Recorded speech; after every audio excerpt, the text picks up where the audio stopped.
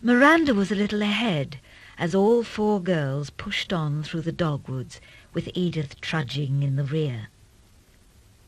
They could see her straight yellow hair swinging loose above her thrusting shoulders, cleaving wave after wave of dusty green. Until at last the bushes began thinning out before the face of a little cliff that held the last light of the sun. So on a million summer evenings would the shadows lengthen upon the crags and pinnacles of the hanging rock. The semicircular shelf on which they presently came out had much the same conformation as the one lower down, ringed with boulders and loose stones. Clumps of rubbery ferns, motionless in the pale light, cast no shadows upon the carpet of dry grey moss.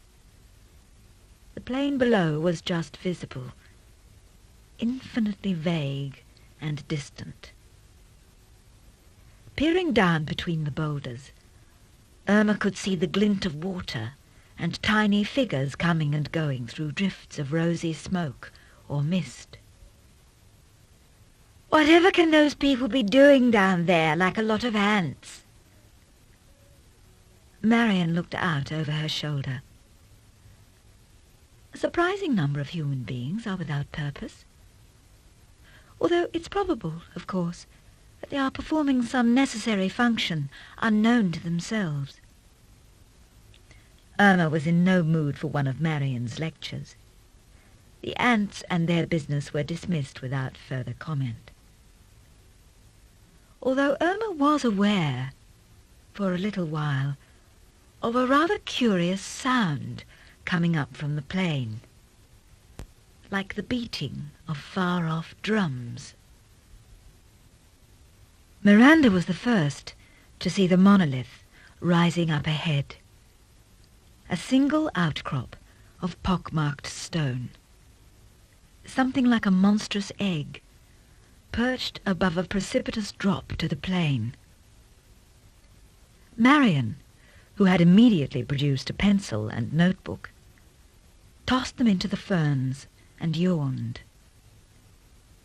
Suddenly overcome by an overpowering lassitude, all four girls flung themselves down on the gently sloping rock in the shelter of the monolith, and there fell into a sleep so deep that a horned lizard emerged from a crack to lie without fear in the hollow of Marion's outflung arm.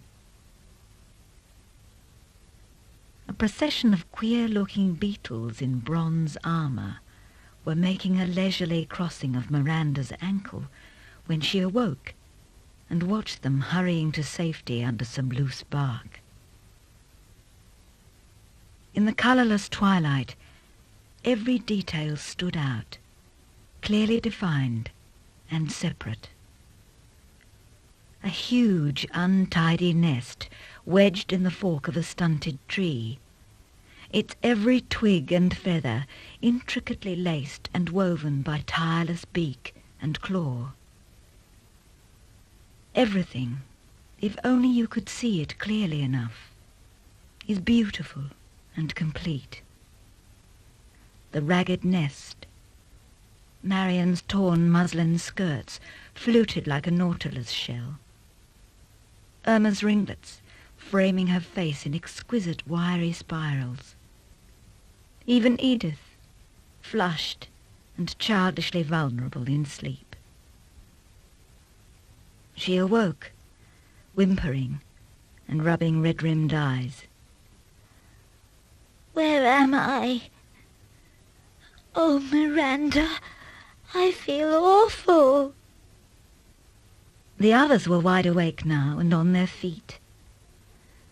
"Miranda," Edith said again, "I feel perfectly awful. When are we going home?" Miranda was looking at her so strangely, almost as if she wasn't seeing her.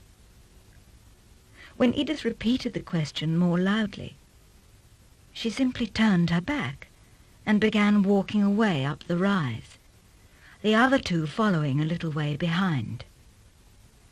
Well, hardly walking.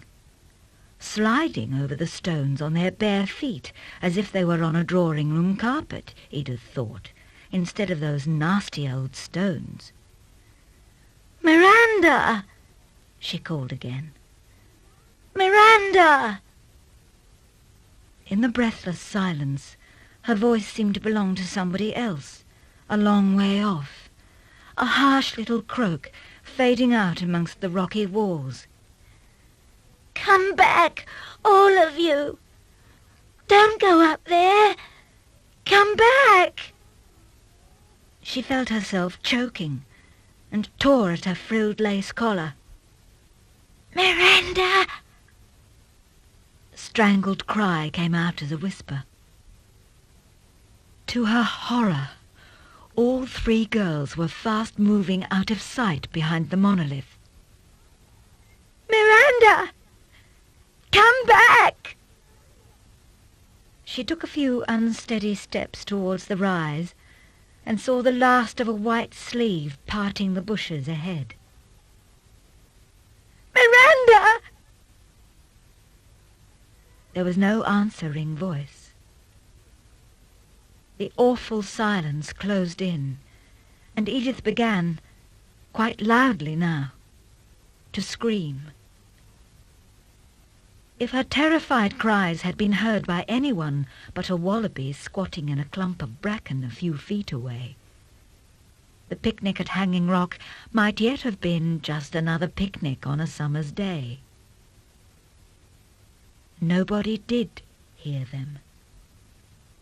The wallaby sprang up in alarm and bounded away, as Edith turned back, plunged blindly into the scrub, and ran, stumbling and screaming, towards the plain.